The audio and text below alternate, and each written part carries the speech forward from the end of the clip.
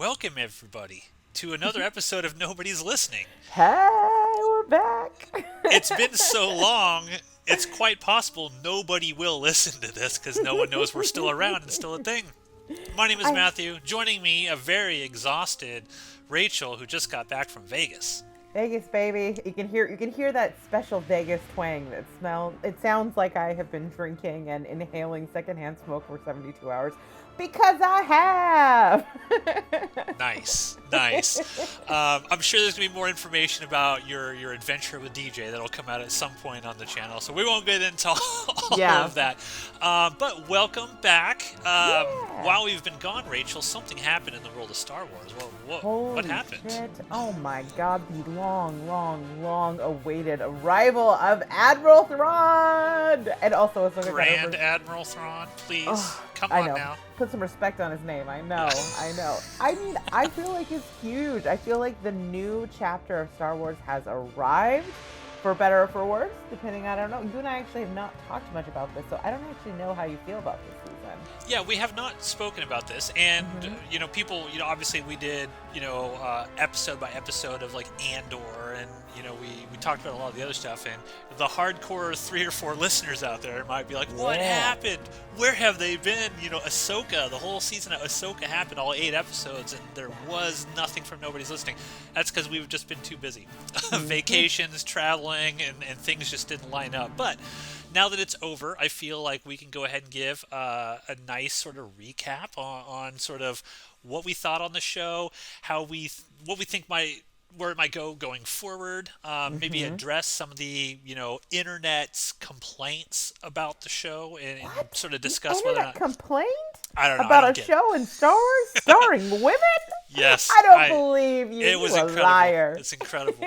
Talk about that, and then just sort of, again, as I continue to sort of do shows and things of this nature of various topics that I enjoy, I find it less and less fulfilling or rewarding to just constantly bitch and trash on things. Yeah. So I'm not really gonna do that. I will point out a couple critiques that I think I have of the season as a whole for sure, but I think we can both agree the good for us far outweighed the negatives in the Ooh. show. Can I say that with I don't know, comfort in my Absolute heart? total certitude. Because I mean, I know you must have been watching this and just knowing that I was like beside myself because there are so many parts of this, so many elements of this season that could not have been more perfectly suited for me as a Star Wars fan. Yeah. This one feels like it almost feels like fan fiction because Yeah. it's too perfect for me. Yeah.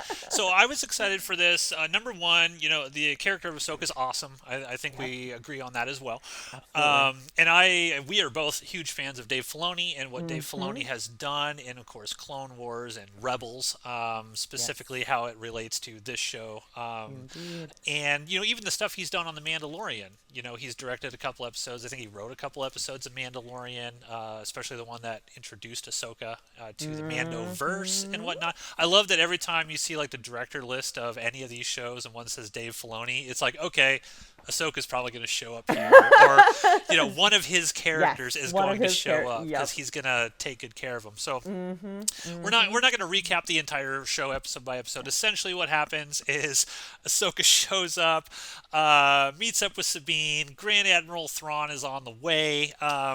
Morgan Elsbeth is sort of hooked up with these two. We don't really find out what they are. Dark Jedi, kinda. Balin Mm-hmm. Skull and Shin Hati, Hottie. But also HOTTIE. Yes. They're kind of helping him out. Their goal is to go find Thrawn and bring him back to the Star Wars universe because they found out that at the end of Rebels, Ezra, they took the Purgle somewhere where we find out it was a whole entirely new galaxy. It's not even the same galaxy as the Star Wars we've only known for our entire lives. Someplace completely different. Spoiler, they get there, Thrawn is there, Thrawn gets back. That's how the season sort of goes. And Big Empire Strikes Back vibes, yeah, yeah. vibes at the end of this one. So I'll just throw it to you first, just so your overall thoughts on this season. So I am wild about this season. I loved just about everything about it. It's going to be hard when we get to the critique portion of this episode because I don't really have any. I feel Really? Okay. like, I mean, a little bit here and there, probably, like if we're going to be perfectionists about it, but it gave me a lot of what I really hoped for and so many things that I did not expect. Like, I think I am a huge Thrawn fan. I feel like I was very excited how, his character came into it. But then all of the stuff I was not expecting was learning that like Morgan Elsbeth was from Dathomir and was one of the Night Yeah. Sisters. And then learning so much about that mythology and the way that this season expanded that mythology, all of that stuff, the mystical sides of Star Wars that like Filoni has really been exploring in his animated series really came to life in this one. The dynamics, the complicated dynamics between Sabine and Ahsoka were really fantastic, and I'm excited to see how that is explored and how that paradigm works against the background of her relationship, like, and the complicated aspects of her relationship with her master. And then I loved the droids. Like the show got the droids Oh, right. I Huyang and loved Chopper were awesome. oh, 10 out of 10, no notes on droids, like absolutely great additions, and live action versions of both of them. So, We got so some yeah. cool cameos that I Mm-hmm. don't feel like were fan service because they make sense in the world. I'm big on, people are like, oh, fan service. They threw in C3PO. That's just fan service. Like, no, it makes Yeah. sense within the world. Yes. If Agree. Princess Leia, that Mm-hmm. her and C3PO are tight, and she would send C3PO to be her sort of emissary to various things. So, fan service is when things are thrown in that you're like, that didn't need to be there. They just did it Right. because they wanted to pop. But if it makes sense for the story, that character be there, which Yeah. something remind me before we end. When we talk about sort of going forward, one concern I have is some of these legacy characters, Yes. how do they deal with the legacy characters going forward? Because even in Timothy Zahn's original trilogy, Mm-hmm. the legacy characters are front and center, and it's Yeah. going to be interesting to see how they handle that going forward. Um, okay, so before we get into any negatives, I'll just sort of give my thoughts on this. I loved it, like absolutely Yay! loved it. I don't care. We'll talk a little bit more about people bitching about certain aspects of it. Oh, it's too slow and blah blah blah. I don't care. I could sit here like Dave Filoni could do an 8 episode series of Hera and Ahsoka and Sabine repainting the ghost, and I would be fine with it. That's fine Yes. with me. I'm Yes. fine. Just let me sit with these characters. I love these characters from Rebels. Mm-hmm. I love seeing them in live action. I Yes. thought I thought the casting was perfect for all Yes. of them. Ezra. Oh Um, my God. oh, Ezra Perfect. was awesome. Like it was Perfect. like he looks just like him. He acted just like him. Mm-hmm. Even the little funny moments, like I love at the very end when he like slams that, I guess, night trooper. He's like, "Thanks, buddy." Sort of thing. I'm like, that's exactly how he would act. Uh-huh. And I love like the moment when I don't know if it's the finale or the penultimate episode where he's like, "I don't need a lightsaber. The Force is my ally." I'm like, that's exactly what Ezra Ezra would do. Um, Absent means like, no, take your fucking lightsaber, dude. Like, take. I don't need it. I don't need it. Yeah. So I loved all the characters. I thought that Balin and Shin were the coolest sort of villain characters that I have seen Mm-hmm. in Star Wars in quite a while. Yeah. I thought Ray Stevenson, rest in peace. Oh man, what a loss. It sucks so bad that they have to Mm-hmm. recast him. Hopefully Mm-hmm. they recast him. Please, Dave, I know you're listening. Don't be afraid. Just go ahead and recast him. We understand.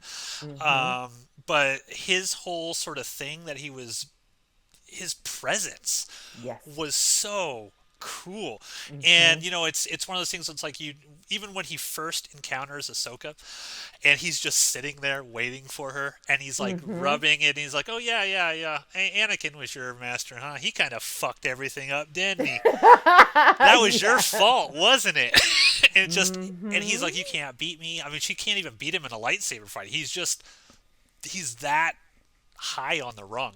So Mm-hmm. I love those characters. Thrawn I thought was really cool. My minor gripe with Thrawn, I thought the performance was great. I Hmm. thought Mickelson did an amazing job as always.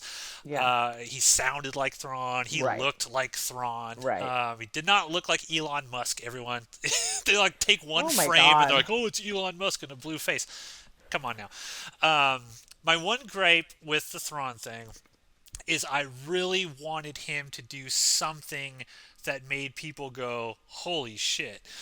And I don't feel like this season sort of gave us that. I wanted Thrawn to come across as, I wanted him almost have that Thanos, finger snap Hmm. moment sort of thing, or kill somebody we're not expecting, or Mm. or outsmart someone. Because in my view, Thrawn's whole thing is his intelligence. Yeah. Um, and how it came, and you might disagree with me, but how he came across here is he was just running out the clock.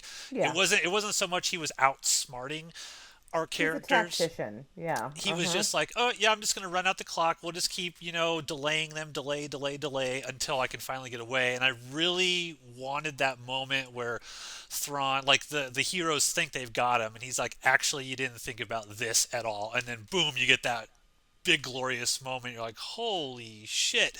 And then he, Hmm. he goes off. I didn't get that, and that's what I would wanted. But the performance was fantastic, and I do feel like he comes across as a threat, even though I didn't get that sort of big moment. So I have a question for you. Sure. Have you read the trilogy of Thrawn books? Well, I guess there's Yeah. actually six total, like the prequels, and then Oh, okay. Not the Timothy Zahn ones. You're talking about the newer ones. I'm not talking about Heir to the Empire. I'm talking about the six books that Timothy has written six since them that are now still canon. I have not. I've watched some Okay. like YouTube recaps of kind of like what they're Uh-huh. about, but I haven't had any time That to read any of them. I suspect if you read them, you would think a little bit differently of this because Thrawn is Okay. not in my well, we'll probably get into it when we talk about what we think the future of the franchise is. But he is not who you think he is. His motivations are not what you think they are. Um, and I do not think he is the big bad Oh, okay. at all. I think he is a future ally. Interesting. I Hmm. So you think that maybe he knows what's going on in Peridia and is sort of getting I back to think try to like warn people or help people out? I think it's an enemy of my enemy situation where it is going to be they're going to introduce a larger like a bigger bad, whatever it is that Balin is after, whatever is awakening on that planet. I think that once that sort of comes through, like we're going to find out that because I mean if you read the books, he's not an Empire true believer. He has his own set of Yeah. motivations that have nothing to do with the Empire. They are expediency, they are a means to an end, and that's why he kind of like he's not evil. He's actually in some of the books quite kind. um Interesting. yeah. So yeah, and maybe I don't have that context because I'm used to Hmm. like Heir to the Empire Thrawn, right? The original sort of He's Timothy not that. Zahn sort of stuff, He's not and that. and that makes sense because Dave Filoni did say that he has been working with Timothy Zahn on the Hmm. portrayal of Thrawn. So okay, I may have to read those books and You readjust my absolutely need to perspective. read those books because they're Okay. fantastic and it will completely change the character for you. Okay. Well, then I'll scratch that as a critique for now. All right, put a pin in that Yeah. critique. Other things I loved about this season. Oh my God, how great was it seeing Hayden Christensen? Oh, I know. He was so good. He was so good as Anakin in that. When I talk about a redemption of a character and an arc and an actor, I don't know that there's many that are better than Christian Hayden Christensen and as Anakin. You know what I mean? Yeah. Like getting to see the actor get to pay off what Filoni has done with the Clone Wars and with Rebels is it feels I don't know like it feels like almost healing for that character. Yeah. Yeah. And I think it's Lucasfilm. Kathleen, I know you're listening. Yeah, Give girl. Hayden Christensen a Clone Wars show. Just throw Oh my whatever money god. you need to. Get Hayden Christensen there. You can come up with a million stories that haven't Bring been in told that yet. little girl. Bring in that little girl in the flashback episode, which blew my mind. That was the same girl who played Gamora as a child in Avengers Really? Endgame. Yeah. Oh, Yeah, okay. isn't that cool? That is cool. Yeah, I mean, it's like bring them together. I mean, that's what I mean.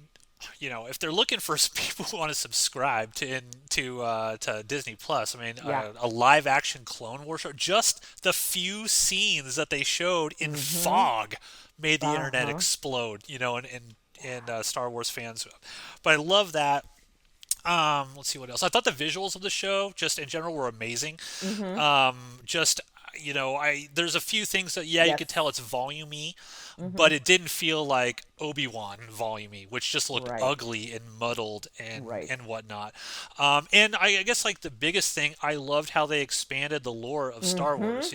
People are Mm-hmm. constantly bitching about how it's the same thing over and over and over. Where are the new No. aliens? Where are the new blah blah? It's like this is offering a whole new galaxy. I'm like, there are young people today that are watching this who are now going to be like, wow, I could tell so many crazy new stories in this Yeah. new galaxy that has nothing to do with the Skywalker saga, has Mm-hmm. nothing to do with any of that stuff, just a whole separate thing that's been set up, and it's still connected in a way. They do Mm-hmm. say to connect, like the Night Sisters came from this other universe and all this, and it was like I just loved that lore building Yeah. and whatnot. So those are kind of the big things that I loved about the show. Is there anything else that comes to mind for you that you really enjoyed?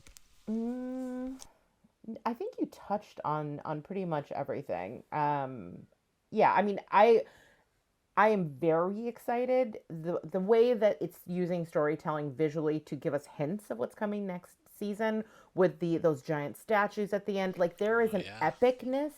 There is a sense of wonder that is provided and a mystery that like the design and the way that the season ended using the design and looking absolutely fantastic sets up anticipation and excitement for the next season. yeah. And I think what's cool about I do have a complaint about the finale, and it is Mm. sort of how Balin and Shin were sort of handled in that last episode. Do I you wonder if it was a little rewrite at the end? I don't know for sure. I've seen rumors online that they had to cut a bunch of stuff due to Mm-hmm. Ray Stevenson's death. That's what it felt like to me. I don't exactly know what maybe they were just trying to be like we have to keep it open just in case we can't recast, and then maybe they hadn't made Mm-hmm. that decision yet or whatnot. They wanted to Right. see how it played, but I feel like those characters were so interesting and people loved those characters so much that to just give them essentially 15 seconds of screen time at Yeah. the very end of the finale and not really explain anything. Mm-hmm. If it were me, I've been accused of being a creative at some point in my past, but I would have actually had that Balin scene at the very beginning of the episode, where Mm-hmm. he walks out in this thing, and you're like, "Holy shit!" And the very end of the episode is him arriving at this weird, whatever glowing, blinking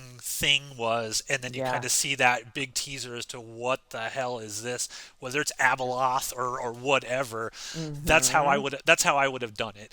Um, it did feel weird when I'm watching the episode. I'm like, where the hell did Balin go? Where's Shin? What all? And Yeah. so I think a lot of people were disappointed, not because they thought the episode or the finale was bad, but I think they wanted something with that, and it felt like we didn't get anything really with it. And if Mm-hmm. you hadn't watched Rebels, or I mean, sorry, if you hadn't watched Clone Wars, no one's going to know what them statues are. They're not going to know those are the Mortis gods. It's the father Right. and the son and the crumbled So daughter there. No one's going to have any idea. is that confirmed? Is that what it is? I couldn't quite tell. So do we think it is the Mortis gods? Well, according to everything online, it's the Mortis gods. Oh my goodness. Dave Filoni has not come out and said yes, it is the Mortis gods, but I mean they look exactly like the Mm-hmm. the Mortis Mm-hmm. gods.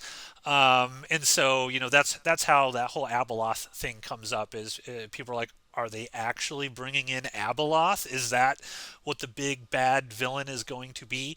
Because she was the mother.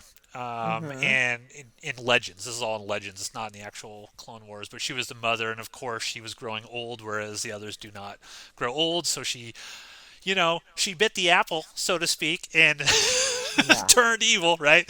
And so it's curious, like what is actually going on here, and what is this power that Balin is looking for. I just don't know. I don't know, but that's what excites me. Is like I don't know exactly what the Yeah. plan is, and it makes me really want to see what's going on. But I hope they recast Ray Stevenson. I Mm-hmm. don't want that whole whatever Dave Filoni had planned. I don't want him to Yeah. change it just because an actor passed away. Yeah. You know, but yeah. So the Mortis gods. Those are Mortis gods. That, I mean, that is wild. I have been wanting a reset, like a bold reset, so that we could tell new stories in this universe, because it is an endless opportunity to tell fresh stories instead of kind of falling back into this cycle of like Sith and Jedi, and the cycle of like who's on top the wheel, right? I wanted Yeah. somebody to come in and break the wheel to mix my fantasy metaphors.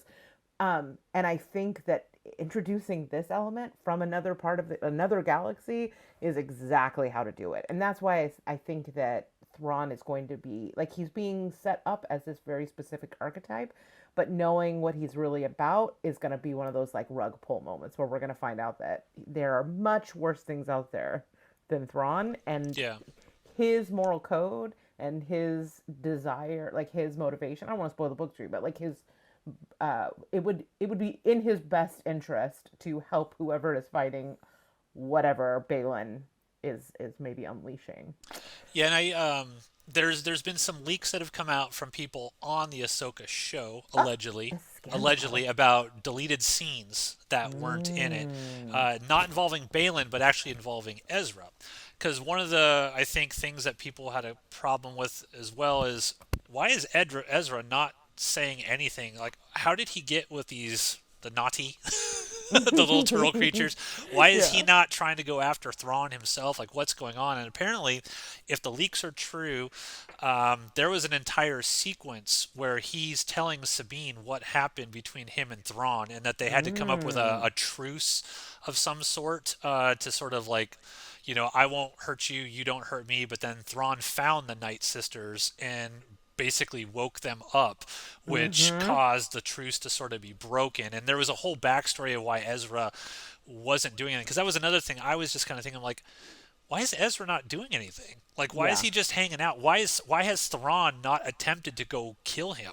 He's got a Star Destroyer. Why can't he just fly over and bombard Ezra wherever he's at? Because Thrawn even mentions, he's like, "I'll give you the latest intelligence of where he's at." Yeah. So Sabine kind of knows the direction where to go. So it's not like Thrawn doesn't know that Ezra's out there. Yeah. I kind of wanted a little bit more payoff. It was like, well, how exactly did they split up after they got Mm. flown to this other galaxy? I mean, the last time we saw Thrawn, he was wrapped up in the tendrils of the Purgle. Yeah. So how did Thrawn suddenly get away from that, Yeah. and all that? I wish we could have seen something, or whether it was a flashback or something Yeah. to that. But again, and I mentioned this. I posted just a YouTube short on this. Like, I trust Dave Filoni. I Yeah. trust him. I don't think he's just going to leave all of these threads never No. to be told. So yeah, does it disappoint me a little bit that I didn't get that immediacy? Like, oh, I want to Yeah. know, I want to know, I want to know. But the guy has given me years of great stories, and Yeah. I'm okay with letting it play out. He's got a Right. plan, and I want to see where it goes. Agree. Totally agree. And you're right. I would like. I wonder if it comes back to like not tipping his hand about who Thrawn really is. You know what I mean? Yeah. Like if he's supposed to be this big looming scary bad guy, and he makes like a truce with someone, that kind of, it makes it harder for you to be like, oh, this guy is scary, because you see how sort of reasonable he is. Yeah. I don't know. We see Mon Mothma. She looks very concerned. Yeah. She As tells he Hera, should like, be. Yeah. how seriously is this threat here? Mm-hmm. So yeah, that'd be hilarious though. He shows up. I want to make a truce I mean, with he you. might. Yeah, He he just freaking might. Well, let me ask you a question. I'll ask you two questions here. Okay. What is in the crates that the Night Sisters are having him I was gonna ask transport you the back? same thing. I feel like it's going to be more Night Sisters, is my guess, because if you think about how Dathomir was, it was just covered in the graves of Night Sisters that could be awoken, and so I'm wondering if it's like he has amassed an army of Night Sisters, Very like well that. could. Yeah, that's, But they look like I think they coffins. will turn on him though. Of I course, because they're not going to be down with his like true thing. Yeah. Yeah. So, what was it? The question I was going to ask you? Oh, This is the big one. This is the. I don't know if you've seen any of the crazy theories that Probably are going not. around this. Okay. Probably not. You are always my resource for crazy theories. The first question I'll give it to you before I give it to the bigger question. The Okay. first question was in episode 5, Okay. after Balin knocks Ahsoka off and she's down there in the water, Yes. and Anakin shows up and they have the whole sort of thing he's going through, the past and teaching her lesson, to overcome her fear of turning, to either the dark side or being the cause of him, falling to the dark side. Was that actually Anakin, or was that just something that was playing out in her mind? Mm. Because he does not look like a Force ghost in No. that. And people actually pointed out, they're like, well, it's the world between worlds. And Yeah. I was watching a video, it was like there are actually no portals at the end of any of these roads, like these weird space roads, I'll call them. In the actual Rebels, you Yeah. see that they all end in different portals because Right. people are going in, but there were none shown in this. So there's a theory of thought that this was just her knocked unconscious, and she is trying to basically come to grips with her own sort of internal dialogue as to why this was not her fault, and that she sort of comes out of it from there. Other people believe, no, that was actually Anakin, who, again, not looking like a Force ghost, because that's a weird thing, because he shows Mm-hmm. up as a Force ghost at the end of, the season. Yeah. Or was that actually Anakin that was, had sort of intent? He was there and he was helping guide her along. What is your take on that? So, I mean, I had not considered that. I think that's really interesting that it could be her kind of working out her stuff. I love anything that's like internal life of Ahsoka, I'm in. But the reason I think it was the world between worlds is I think that's how they're getting back. I think they're going to Oh, okay. use the world because, like, how are the Purgles are not going to take them back. Um, Yeah. they don't have the hyper ring thing. So how do they get back? It's going to have to be some metaphysical means. So unless, like in the Thrawn books, they get their hands on a Skywalker, they're going to need some way to get back. And the world between worlds is established as something where you can kind of move between. Right. And so I'm guessing that that's how it's going to happen. Okay. So you think that that was actually Anakin? I do think that that was Anakin. Yeah. Okay. Um, so here's the bigger theory that's going around. If Okay. you go back to Ooh. Clone Wars in the Okay. Mortis episodes, Okay. what happens at the end of the Mortis episodes? Do you remember? I mean, The it's been a father, the long son. time. Okay. So basically, the daughter dies, Right. right? And so Yeah. she sort of puts her life force into Ahsoka. So Ahsoka is basically the living version of the daughter, right? Right. I'm gonna need to go back and watch So, these episodes. so the son dies, right? So Right. Anakin kills the son. Now the son is trying to get Anakin to basically, like, he shows him his entire Right. future, that he turns into Darth Vader and all that stuff. Yeah. The dad, the son, and the daughter essentially are dead. Right. So the thing is, Right. George Lucas, That's George right. Lucas's whole, there are no more Mortis gods. They're Right. gone. They're gone. Right. So the George Lucas's whole thing that Dave Filoni has always said was that Anakin brings balance to the Force. That Yeah. is that is what he does. He's the chosen one. That was the prophecy. He would bring balance to the Force. Yeah. So the theory is Anakin now the father?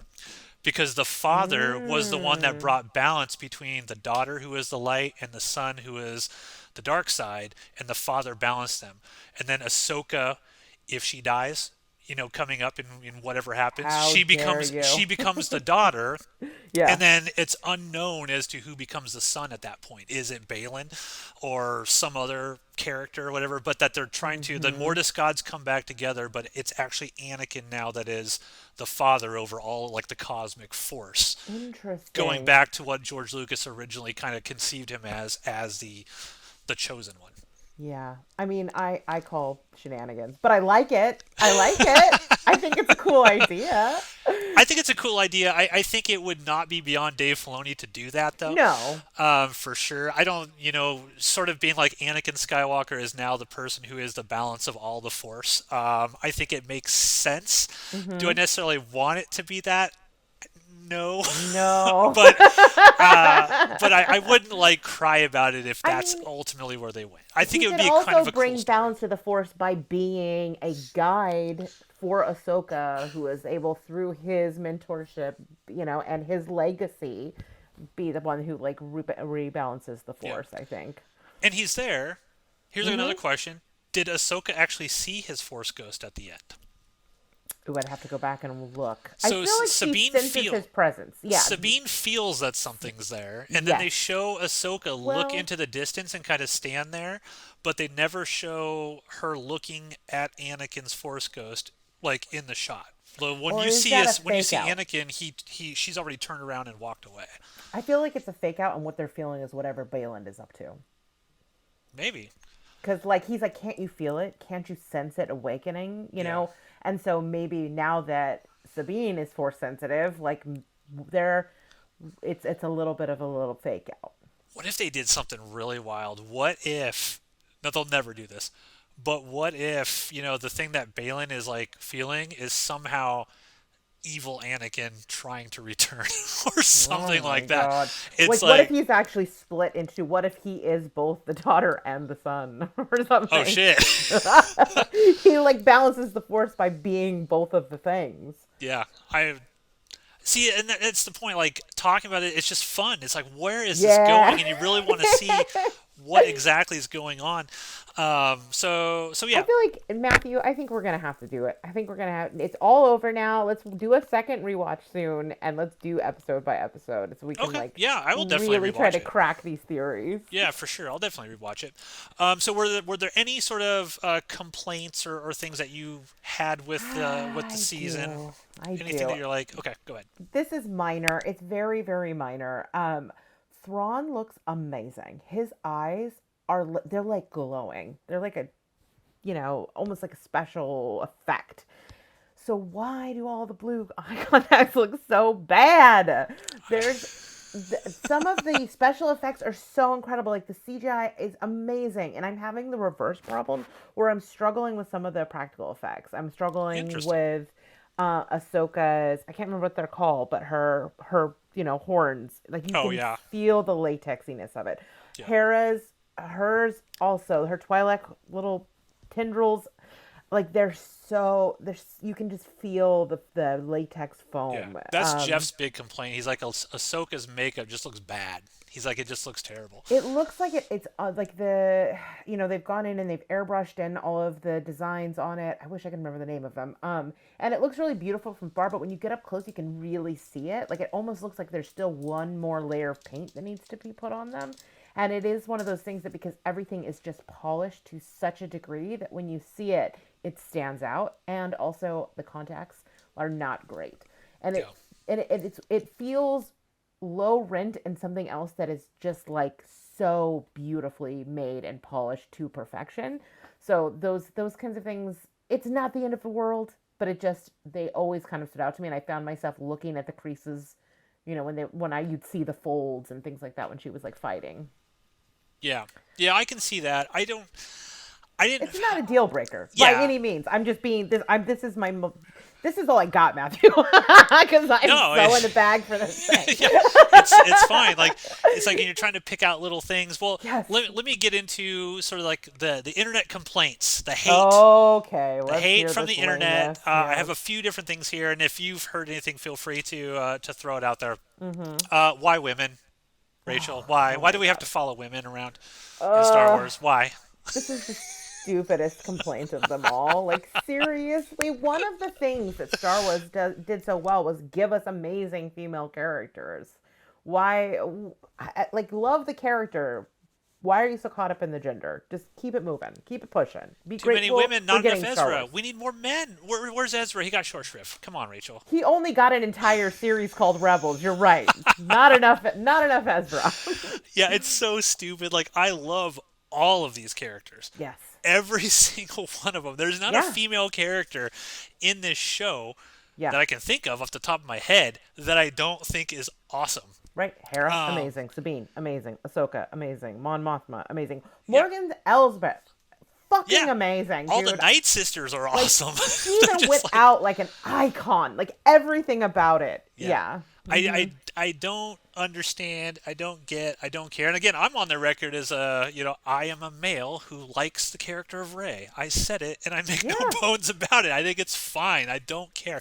Like I don't look at a Star Wars character, a new character is introduced to me, and if my first Mm-hmm. thought would go to, oh, it's a woman, Yeah. I'm out. That's a problem you need to reflect on Yeah. yourself. It's a Like, larger ask societal yourself why problem. that's the first thing that's coming to your mind. Yeah, you can definitely judge a character if they're written poorly. I totally get Mm-hmm. that. If you're like that character was just written bad, but who cares what sex they are, or Yeah. gender, or whatever. Like, who Yeah. gives a fuck? As long as the characters are good, they're good. And Mm-hmm. Dave Filoni, he writes very strong female characters. He always Yeah. has. There's a Yep. really interesting. I'll have to link it to you. There's a short that Dave Filoni said. It was him. I don't know if he was at a convention or something, but he was making fun of the fact that people were hating on the character of Rey. And I'll Oh. send that to you so you can see it. It's pretty Yeah. good. I would want to see him dunk on people. Yeah. Yes, please. So that's a ridiculous argument. We don't Yeah. even need to Don't even need to engage. don't even engage on that one. The next argument I send is I can't get into it. I need to watch 5 seasons of Rebels. 4 seasons of Rebels. I don't know what's going on, Rachel. I don't know who these characters Oh my are. I God. don't know who's Ezra. Why are they looking for him? Who's Thrawn? I don't know what this is. What do you say to that critique?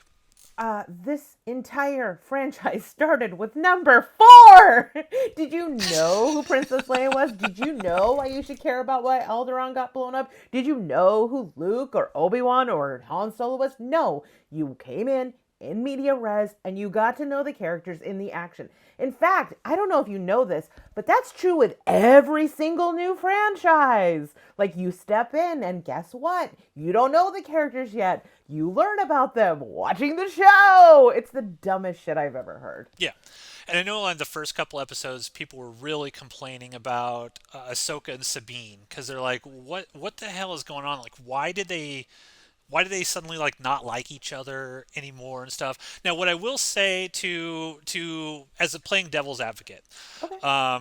for people who sort of complain about this kind of stuff, I would prefer to see some sort of flashback to what actually happened. So many of these big giant IP properties that we get now, things take place, events occur off screen. Mm-hmm. At the end of Rebels to the beginning of Ahsoka, the last time we saw Ahsoka and Sabine, they were turning around and they were heading off to go find Ezra, right? Yeah. And then suddenly Sabine and Ahsoka don't really like each other. There's friction there, and as a viewer, you're like, why? Even if you've seen Rebels, right? You're like, why?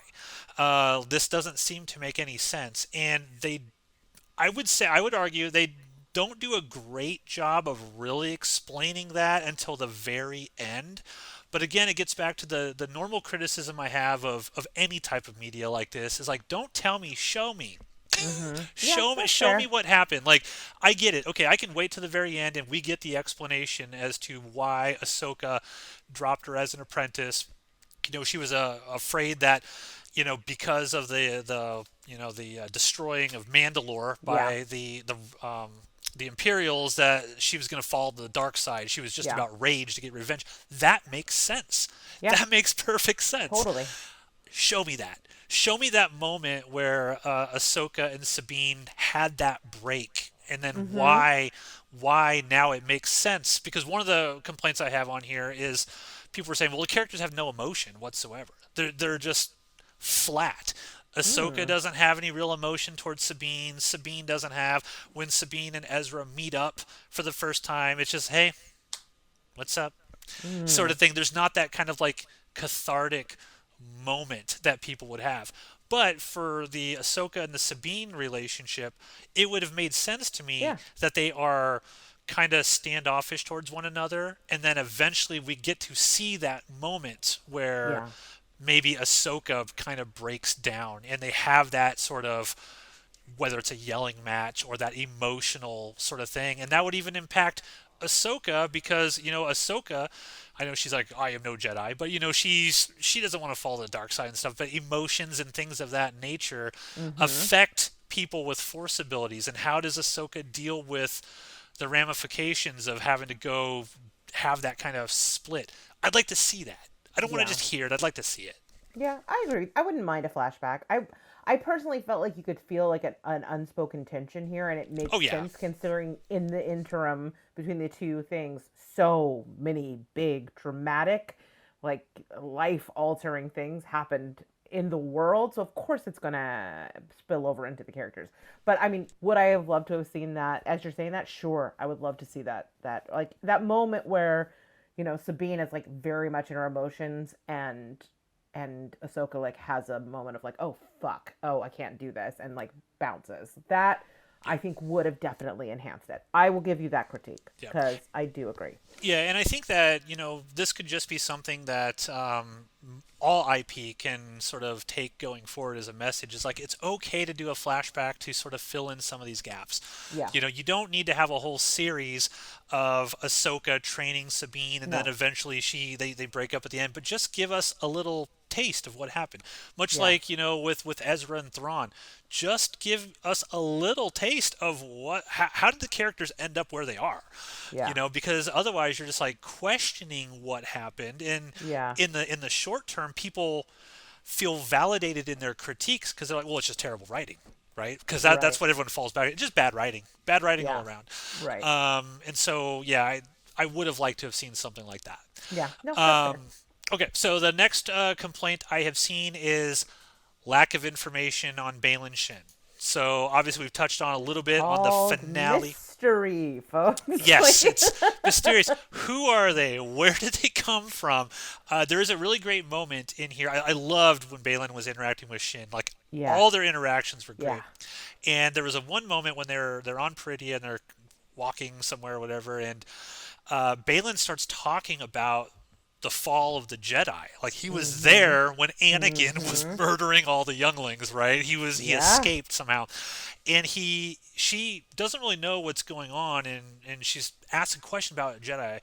Because he's like, yeah, Ahsoka's a Ronin Jedi, right? It was a Jedi Yeah. that was or somebody was, or Ezra, or somebody was trained outside of the Order, and Shin goes, well, like me, in this great moment, and he just turns, he's like, not like you, I trained you to be something more.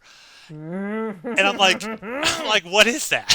Like what Yeah. is that? Because like in the next episode he tells her, all right, go do your thing with Thrawn, essentially. Your ambition Mhm. is great, I'm going to go off and do my own thing, and he just kind of leaves her. And Yes. I think that also gets back to a critique of the lack of emotion of some of the characters. In that moment I was like, Shin's just okay with that. She doesn't really make any sort of emotional thing. She just kind of like nods her head and walks off. And I'm like, she does have a little dark side in her. We've seen her like Mhm. murder people and try Mhm. to literally force choke Sabine to death. Yeah. And so I was like, at that moment, I felt like that character would resist, fight that. Mm. That's her master, right? Mm, I What? mean, I think it's a parallel between what's happening with Ahsoka and Sabine. That both of them kind of go their separate ways, that they don't follow their master at one point. They follow their own ambition and their own desire at one point, but by the end of the season, they're both reunited with their masters and like moving forward. Okay, I can see that. I still would like a little bit of emotion there. Something. There's a lot of Mm. looks. The show See, showed a lot of looks, like people just looking at each other. but then on the flip side, when you have these dark side characters being showing too much, then we get into a situation where you are not happy with it in Obi-Wan. Like you do not That's want them true. twirling mustaches. Like this is the subtle version of that. That's what this looks like. Like Yeah. this is repressed anger and dark side feelings. Okay. Okay. I'm willing to be swayed. I want to see what happens with the characters going forward. Of course, Yeah. another big fan theory going around is that Shin will become kind of like the Mara Jade character, Ooh, because interesting. they're doing the it seems like they're adapting Heir to the Empire and all those Yeah. original Timothy Zahn ones, and there is no Mara Jade, I would at give least. that credence because I do think the way that we're getting around having Lewis legacy characters is that there are similar archetypes in our Rebels characters. They're going to take on those roles. Here's what I think. I think that eventually Shin's going to make her way back to the galaxy, Mm-hmm. and I think that she will sort of like hook up as Thrawn's kind of like right hand person, kind of Mm-hmm. like how Rook was in the back, and I think Mm, Shin will be the one that kills Thrawn. I think mm, that's where it'll eventually go. I think Shin will be the one that, rather than Thrawn getting shot in the back by Rook, mm. she will lightsaber him through the back It's possible. and kill him because Possible. he's gonna need force protection, right? Yeah, He's right. gonna have some force user because I don't think the Night Sisters are gonna have his back, and he's gonna have somebody there that's willing to protect him from all these various force users. Mm-hmm. So do you think he's gonna have?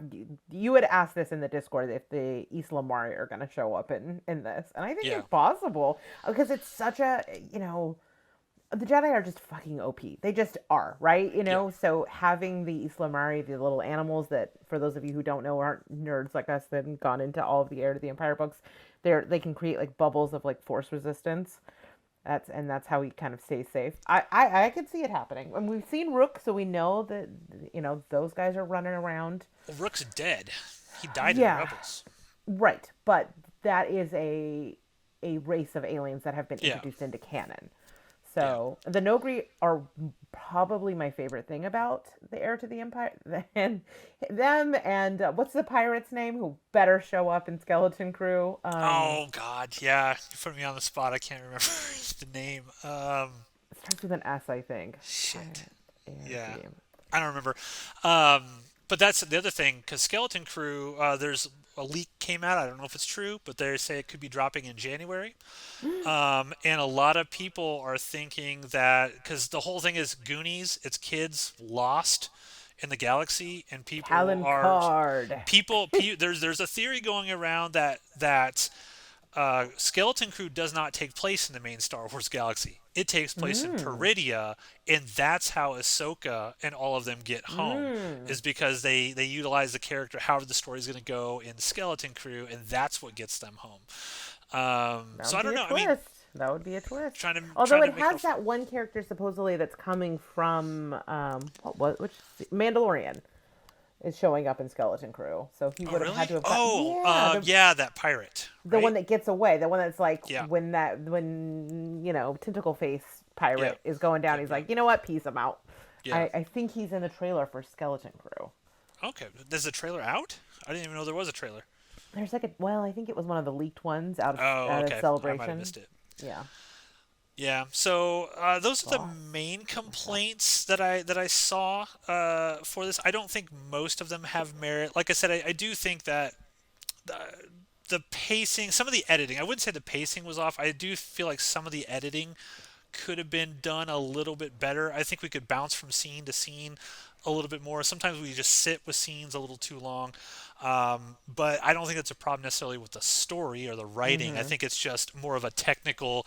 It could have felt a little quicker Ah. in certain places, just based on how they could have edited it a little bit more. But I don't know, Rachel. I loved it. I didn't I really loved have, it as and well. I'm fine. I'm happy to, if people are like, "Oh, you just, you love everything Star Wars." I'm like, I don't love everything Star No, Wars. that's not true. That's not I have true. I have reviewed enough episodes of Star Wars for you to know that you are Yeah, not afraid to be critical yeah. when you don't like something. And I just really love this show.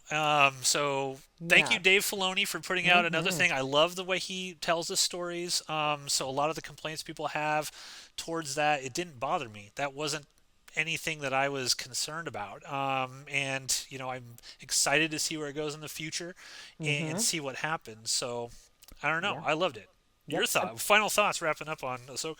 I also absolutely loved it. This has been a long time coming. This is, as someone who did the homework, I've watched Ahsoka's arc. I've met all of these characters and fallen in love with them, and I've gotten really excited about what the future of Star Wars holds.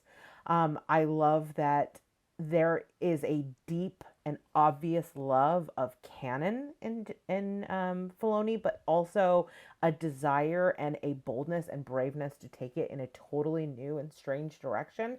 And I think that is how you do it. That is how you keep this franchise alive and exciting and full of mystery and wonder, is that you find the balance of you can be balance the force Yeah. of storytelling. And I think that he is doing that.